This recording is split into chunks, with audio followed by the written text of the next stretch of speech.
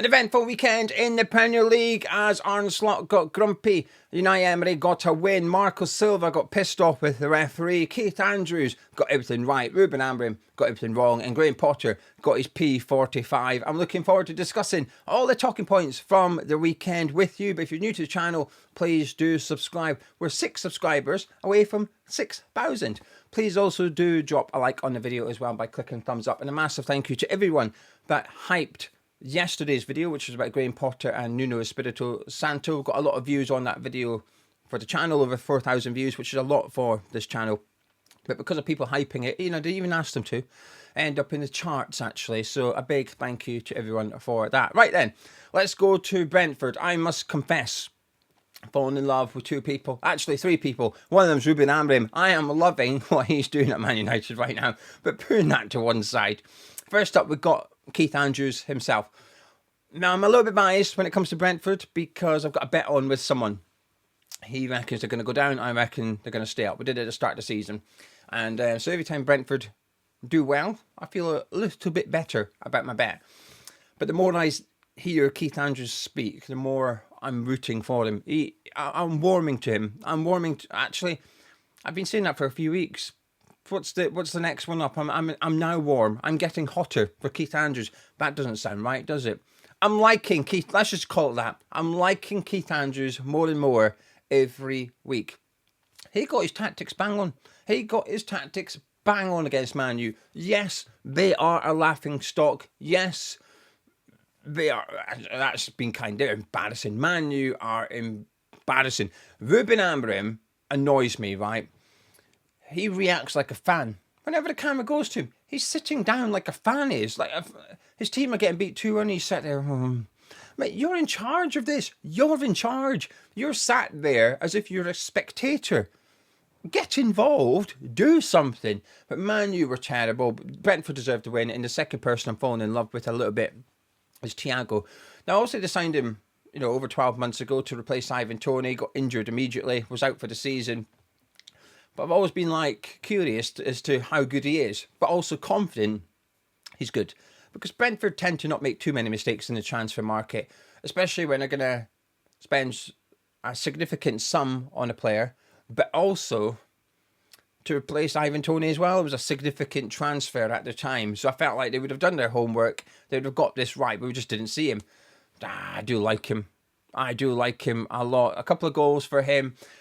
Should have been a red card for Collins. I do not know why that was not a red card. It is clearly denying a goal-scoring opportunity, and he's not trying to win the ball. So double jeopardy doesn't apply here. It only applies if you are trying to win the ball. He's not. He's literally just pulling and Bomo down. There's no attempt whatsoever. So in my eyes, the referee got that one wrong, and VAR got that one wrong. And I'm not sure how they got it wrong either. It felt like quite a straightforward red card. Now, there's some VAR calls are difficult, which we'll get onto at St James's Park in a minute, but this one should have happened. But because of it, Fernandez has stood there waiting 3 minutes to take his pen, another miss. Things are not good at Man U. Good win for Brentford though. Newcastle 1, Arsenal 2. I'm going to say it, well done Arteta. That was a statement win. A statement 4 points actually. Last week to break down that Manchester City team wasn't easy, but they managed it. Then to break down a Newcastle team, not only did they do it, they went on and won the game later on too. That was impressive from Arsenal. I thought Newcastle were impressive up until Howe started doing his changes. This channel is a very pro Howe channel, and that will remain. But I think he got it wrong. His subs were just wrong. Wrong subs, wrong time, going to 5 at the back. I thought it was unnecessary. I thought, no, you're looking... Because I thought when Newcastle were getting the ball and trying to counter-attack against Arsenal, who were just coming onto them more and more, I thought you're going to get opportunities. Learn from what Man City did. Man City were chucking on defenders against Arsenal, and Arsenal scored eventually. And I feel like Newcastle thought, well, we can do what City did, just better, and we'll keep them out. Didn't happen. I feel like Howe has to take a little bit of a responsibility for those substitutions. In regards to was it a penalty? I'm quite opinionated with most things. Most things I think black or white on, but on this one it's quite grey. when I seen it, I thought it was a Stonewall pen. When I seen the replays, right, VAR, I thought it was a Stonewall pen. And then when they said, oh, Dan England thinks there's been a touch of the ball. Hang on a minute, there is. Pope does touch the ball.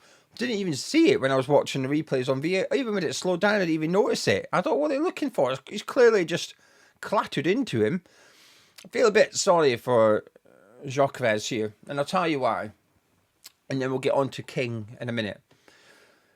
If he sees Pope coming, he anticipates the contact. If he wellies it to the left, quite often you'll see strikers do this.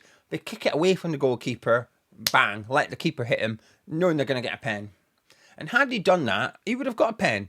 But because he's almost trying to take it around Pope, it allows Pope to get a touch on it.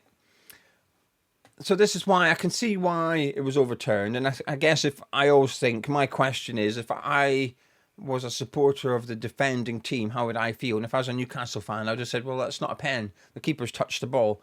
I think Pope's fortunate.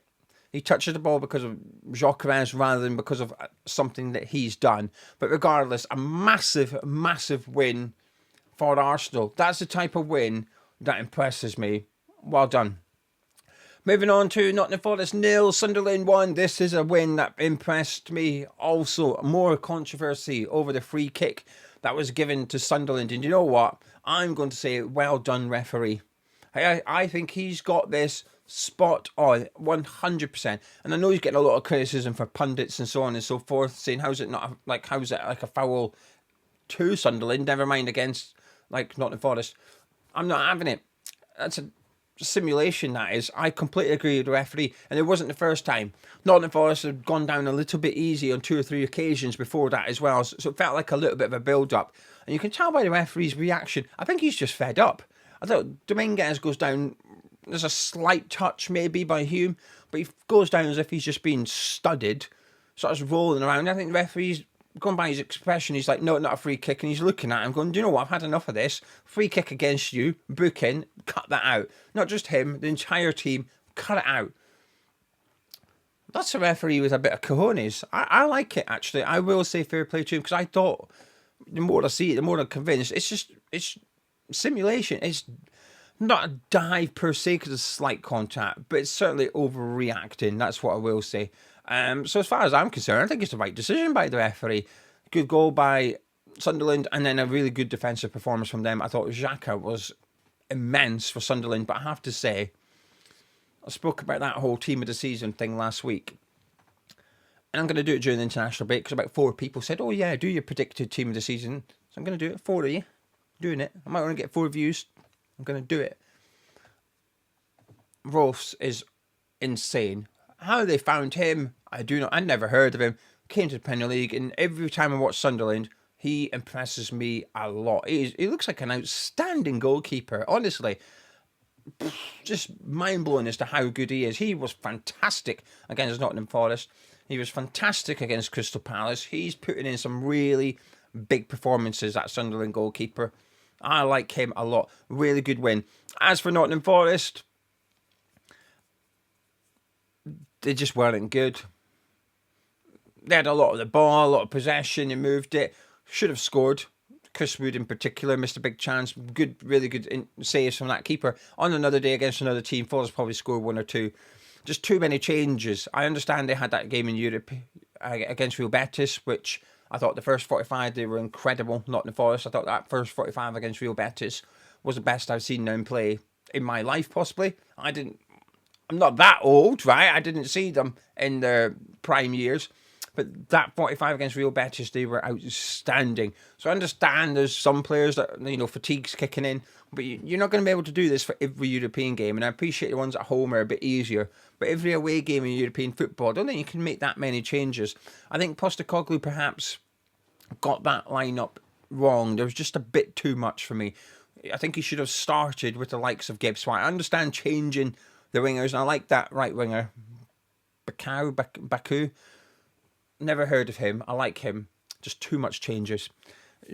Igor Jesus should have stayed up front, in my opinion. He scored 2 during the week. He's confident, in form. Leave him. I think Ange got that one wrong. Big win for Sunderland. Impressive win. Aston Villa 3, Fulham 1. Oh, Marco Silva. You have my sympathy. it feels like every week we're discussing Fulham being on the wrong end of decisions, and I think they were again. Now, while I've just criticised Dominguez for what I would consider simulation, I'm going to defend Josh King for what I would consider maybe going down a touch too early. Right? I don't think it's a dive. I think it's a penalty. I think Emi Martinez clatters him, and I know people say, "Well, he's on his way down already." And this is where I'm going to reach out to you, and with the assumption that you've played football. I used to be an attacker, never dived. I like to think I was honest as the day was long. But I tell you what, if I seen someone sliding in, I didn't think about it. Naturally, my body just prepared for impact, right?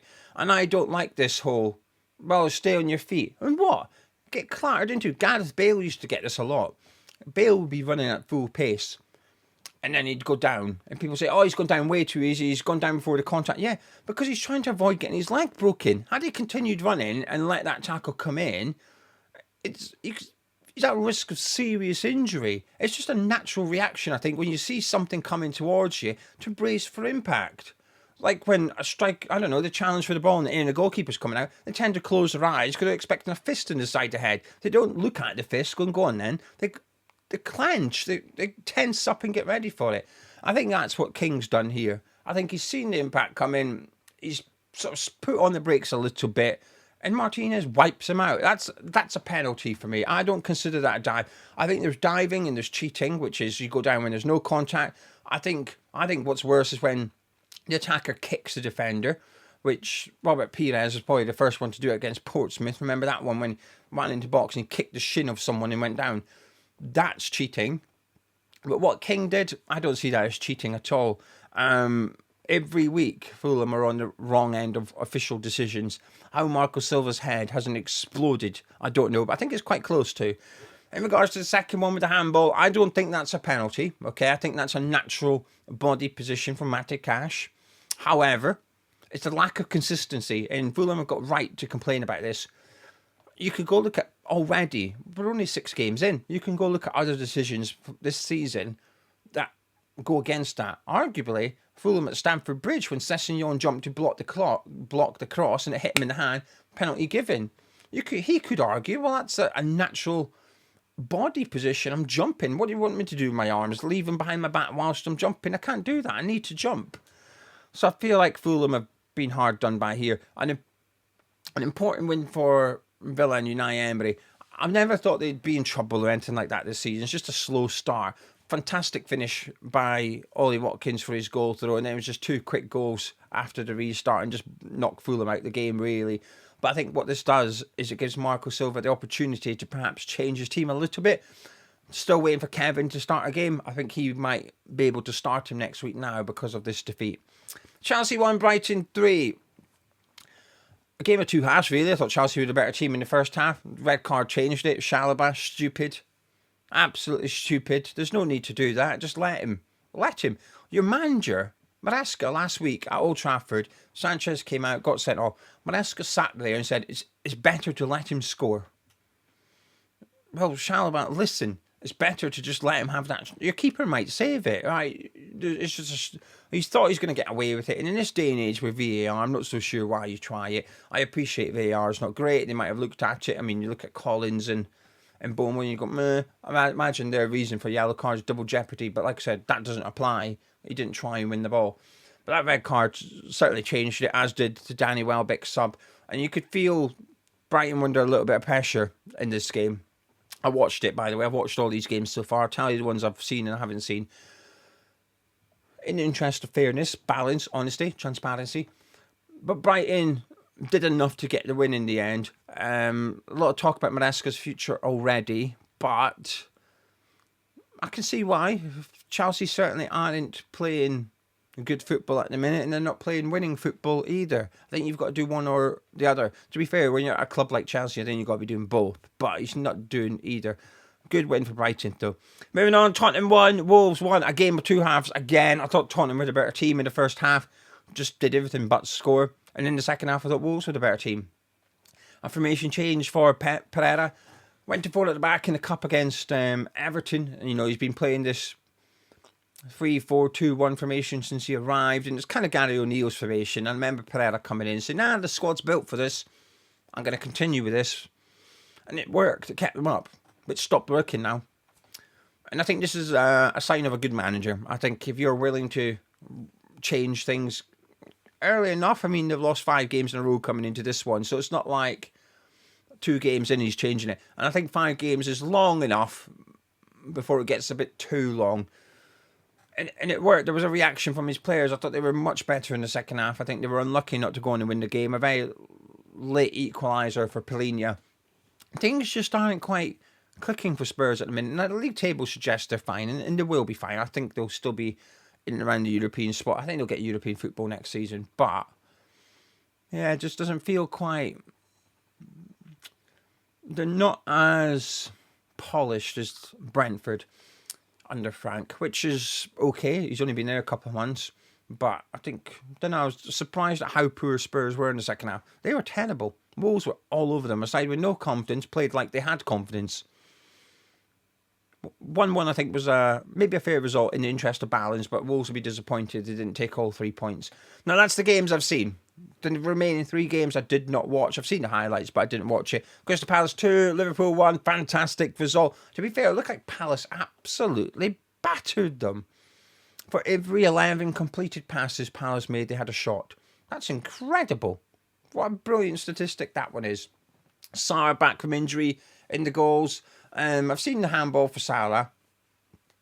I haven't watched it loads. Must admit,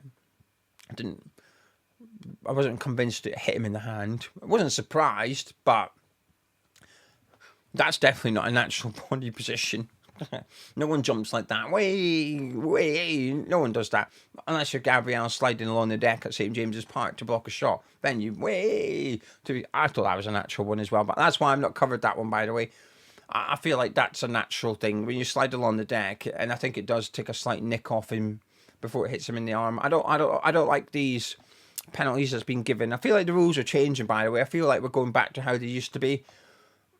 At one point, it felt like any handball in the box is a penalty, but now it does feel like they are just trying to apply a bit of common sense and say, well, is it a natural body position? I think when you're sliding on the deck, having one arm, up, when you're sideways, that feels natural. Salah did not do that.